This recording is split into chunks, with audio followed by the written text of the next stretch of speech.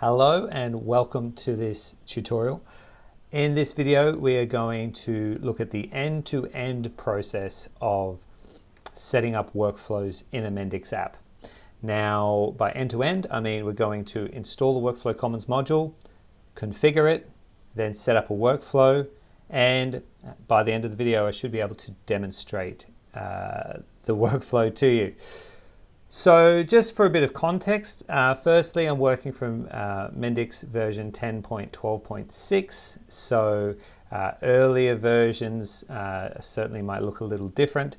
Also there's going to be some significant changes in Mendix version 11, so if you're using Mendix version 10 roughly this should all apply. Also for the context of this demo I've set up a really simple app, and so the concept here is we have a leave request app. When a user goes in, the employee I imagine, and as the employee I want to submit a new leave request, I can say the from date, the to date, and provide my reason, family, holiday, spelling, very good. The idea here is that when I click submit, my manager should get a task to review this, and they can either approve or reject it, and then my leave is approved or rejected. Right now nothing's going to happen. I have a very simple app. There's an object here which is the leave request. It's just going to sit at pending approval, and I'm never going to get to go on my holiday. So we need to implement a workflow to manage the process of the process of this leave review and approval in this application. So that's our context. Let's first go into Mendix Studio Pro and in the marketplace. So there's a couple of ways to get there. You can click the little shopping trolley up here, or I've already got the tab open, so I'm just going to search for workflow, and you'll see the Workflow Commons module is the first thing that appears. So this is a platform supported module that really delivers a ton of functionality so that you can take advantage of that and implement that functionality into your application. So yeah, here we go. The name Workflow Commons, action, add as new module. Perfect, that's what we want to do. I'll import the module. So, okay, so that's imported.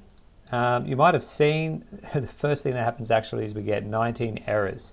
All of these errors, and we'll just take a look at one, but they're all the same. The definition of this widget has changed. So there's some widget in this element, but it's all within the module Workflow Commons, so it's all the same problem. And what it is that a widget, when this module was developed, it was probably developed in a slightly earlier version of Mendix, and so something has changed with that widget. All you need to do is right-click on the error and say update all widgets. So that will just update to the latest version, what we're using now, and we can continue, no longer blocked. So now that we've imported the module, resolved the errors, we're going to get into the configuration phase of this demo. So if we go up to the application level here, we're going to be looking at the settings, security, and navigation. These are all required to be edited in order to configure this module. First thing, let's look at settings. In the settings dialog, we have a workflows tab. I'll go there. And the first thing we want to do is set the user entity. So we're not going to use the system user entity with the Workflow Commons module. We're going to use I'll just click here. So under Marketplace modules, you have administration module, and there is the account entity, which is a specialization of this user entity. That's the one that's required in this case. So I'll select that.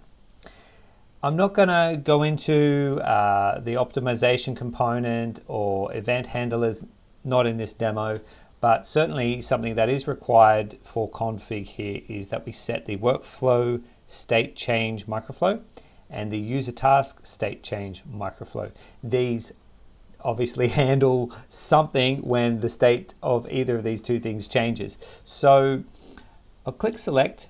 The quickest way to find them is just type OCH because they start with the prefix for when something is an on-change microflow.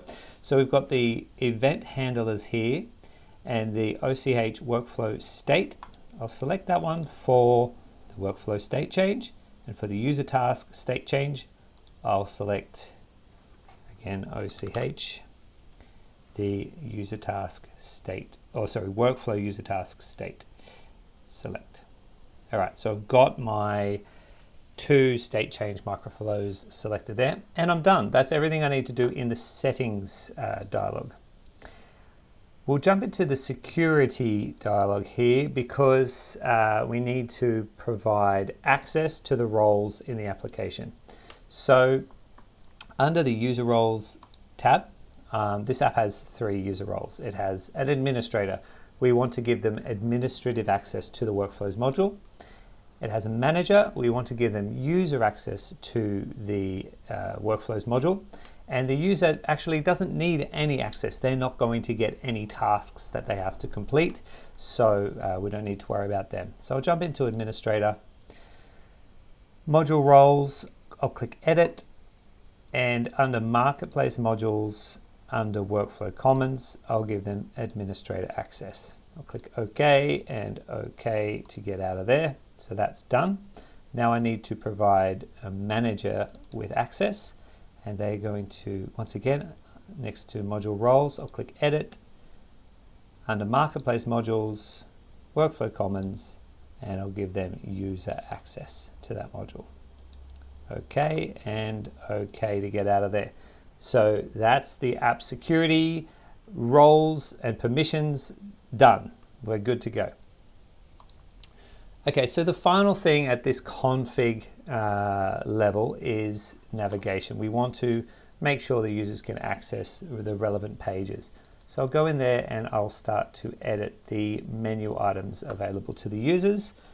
I need a new item for the admin page. So I'll call this workflow admin. I'll give it an icon like cog for settings. Or maybe this cog play because it's like workflow. Yeah, that's nice. Select.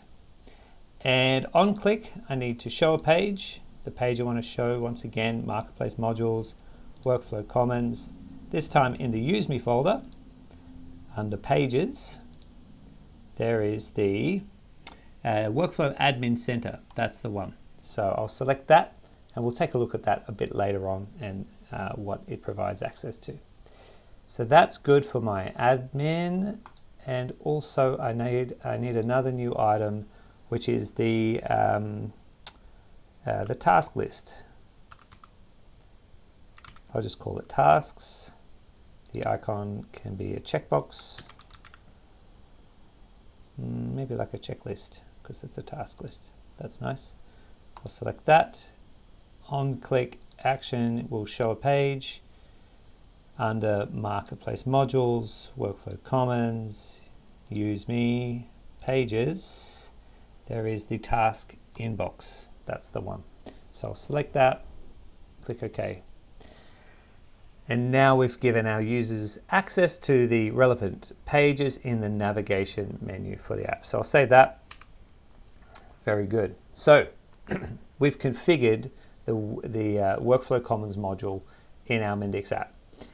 What we haven't done is set up a workflow that will execute when we want it to. So that's the very next thing to do, to set up the workflow. So in my little demo app here, there is a page or a little pop-up called Leave Request New Edit. And this is where, you saw this earlier, the user can enter the from date, to date, and reason, and click submit. There's 2 buttons here. One is to save as draft. That doesn't need to kick off a workflow. It just sets the status of the request to draft. But if they click submit, I want that to kick off a workflow. So I've got a microflow associated with this. I'll just right click there and go to that microflow. And here it is. So you can sort of see with that object as the parameter, it first of all runs validation. If all the fields are entered correctly, it goes on to change the status of the request to pending approval. That's great. Then it will close the page, also fine. But we want to add one more thing here. We want to initiate a workflow at this point. So if I go to the toolbox and type in workflow, I will get all of these activities that are related to workflow. And the one that I want is called call workflow. So I'll drag that in. And there's no workflow configured yet. So we'll just go in here and we'll do everything we need to do. So I'll jump in there. The action is the workflow. Which workflow? One doesn't exist yet. So I'm going to click new. And the name of the workflow is, I'll call it WKF underscore. So I know that this thing's a workflow. And it'll be called review leave request. Now it wants to know what the context is. The context is that leave request entity. So I'll go and select that.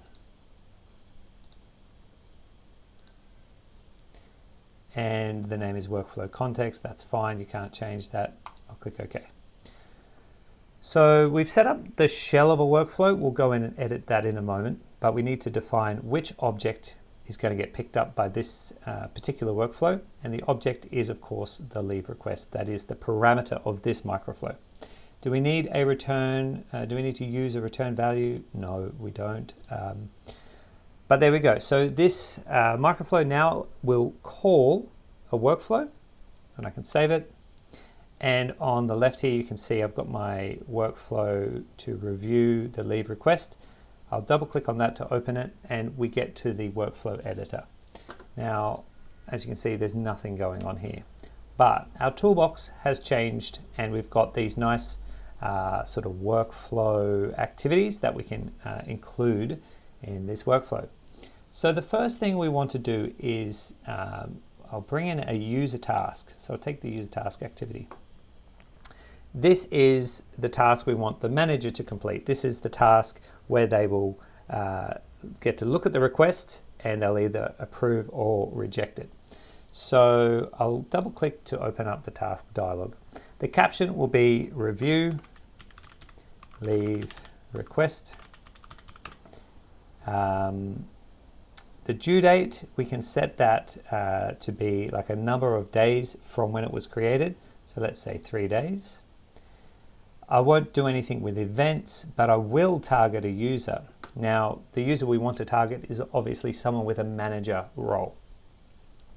So I can do that through the database using an XPath constraint. If I click edit, and I'm just going to use the builder because it's nice and easy, because I want where the role, I'll just type to find the user role equals, and it should give me the manager as a choice there. So where user role equals manager, that's who we want to target. Okay. And if it finds multiple managers, I just wanted to auto assign it to the first one. Now, as I've said, this is not a fully fledged application. I would be able to target maybe the manager of that user in a more sophisticated situation, but we're just doing something quite basic here. Now, the outcomes is really important. This is the approve or reject piece. Those are the two outcomes of this task. So I need to set those. One is, I'll just rename the one that's there by default called outcome. I'll call it approve. And I need to create another outcome for reject. And you could come up with others. Maybe you want request more information as an outcome. We're not going to do that, but yeah, you can create multiple outcomes for each task. So that's the general config of this task done. But we need to display some information to the manager so they get a nice little UI where they can handle this task. So we do that by adding a task page, and we don't have one yet. So I'm going to create a new page, and it gives me some nice templates to choose. I'll use user task basic. That'll do. It's a basic task. Also the page name, there's a nice little naming convention for these. So we could say it is review leave request underscore workflow. So if we put the underscore workflow at the end of these task pages, we'll easily be able to identify the pages that are for the task of a workflow. So that's fine. It's using the default Atlas navigation layout. That's going to be fine. So I'll click OK. And the last thing I need to do here is just provide a little bit of information for the user. So I've got the task name, which will be review. We're going to be typing this a lot. Review leave request. And the task description is, of course, review the request and approve or reject. And these will actually turn up in the interface, and I'll point those out later. All right, so we've got our general config done, display information done. There's really nothing else to do here for this basic demo, so I'll click OK. And now you can see in our workflow sequence, we have the task and the two outcomes. So something needs to happen when the task is approved, which is the status of the request needs to be changed to approved. I've got a little enumeration that we'll use for that. And then very similarly, if it's rejected, the status needs to change to rejected. So at this point, you can call a Microflow. And there's a nice little action here available for me to do that. So I'll just drag call a Microflow to the approve sequence flow. And now, again, I don't have a Microflow, so I'm going to need to make one. I'll open up the dialog for that. The caption will be called, WKS for, this is like a service, it's a Microflow being called from a workflow as part of the system, WKS underscore approve request. And the Microflow, we don't have one yet, so I'm going to go and create one. I'll say new, and again, WKS underscore approve request. Okay, so that Microflow has been created with the parameter, which is that leave request object. So that's great. I can click show here and then click OK to close that dialog. So this lets me edit the leave request. So what I want to do is, I've got a nice little suggestion here to change the object. Also, I could just go and bring in an activity and double click to change the object. So that's what we want to do. That's this little activity. Which object? Of course, we want to change the leave request. We will want to commit it as soon as we change it. And what do we want to change? Well, I'll click new here. The member we want to change is the status. The value will come from an enumeration I created earlier. So I'll click generate, and the token we'll use is approved. Click OK. So I'll click OK again. So when this Microflow is called, this object will have a status that is changed to approved, and it will be committed. Okay, done. That's our approve Microflow. I basically want to do exactly the same thing when a request is rejected. So I'll right click on that and duplicate it. Then I'll press F2 to rename, and I'm going to rename it to reject request. Reject request, and I'll change this action here so the status doesn't set it to approved, but I'll generate again and say rejected. Okay. And okay, now that's the reject Microflow to change the object, but if I go back to the workflow itself, I can see it's not yet there. So I can just drag it across from here into the workflow. It's looking really good so far. So we've got the task, the outcomes, and then microflows to perform a little action on the object depending on which path it goes down. Cool. Just before I leave the editor, just one kind of nice thing I like to do as well is you can change the orientation of this to a landscape. Some people like to look at their process flows in this way. Certainly I find it helpful at times. So there we go. All right, so I'll save that. So at this point, we're ready to redeploy the app to local, and we'll just take a look at what's changed. So I'm going to click play.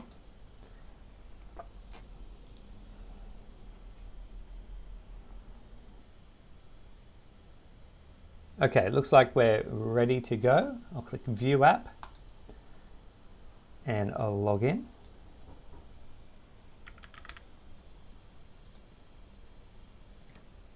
Okay, so we're back in our app and let's run the scenario again. If I go in as a user, I can create a new leave request. And this time I'll say Christmas holidays. And I'll click submit. So now that I've clicked submit, I would expect that when I log in as a manager, I can go to the task list and I can see that I have one open task, which is to review a leave request. Very nice. So I'll go and do that. And here's the display information for the request.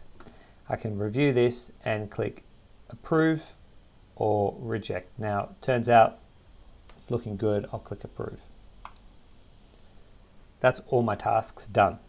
If I go back in as the user, I can see that the status of the leave request is now changed to approved. Great. I can go on holidays. Very nice. And also, if I go in as the demo administrator, I can go and view the admin center. So here in the admin center, the main thing we'll look at is the dashboard. And so when I go in here, I can see some high level analytics around how many workflows were completed in a certain period of time, the average handling time, and task performance and things like that. Also, I have a workflow management where I can go in and actually get hands-on if there are any issues with a workflow, and there's the workflow audit trail there as well.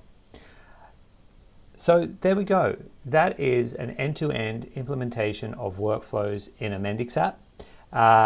If you've got questions, add them to the comments on this video, or if you'd like to see any other content covered by me, please just post a comment and I'll get back to you on that. But yeah, try it out yourself and good luck. Thanks for watching the video.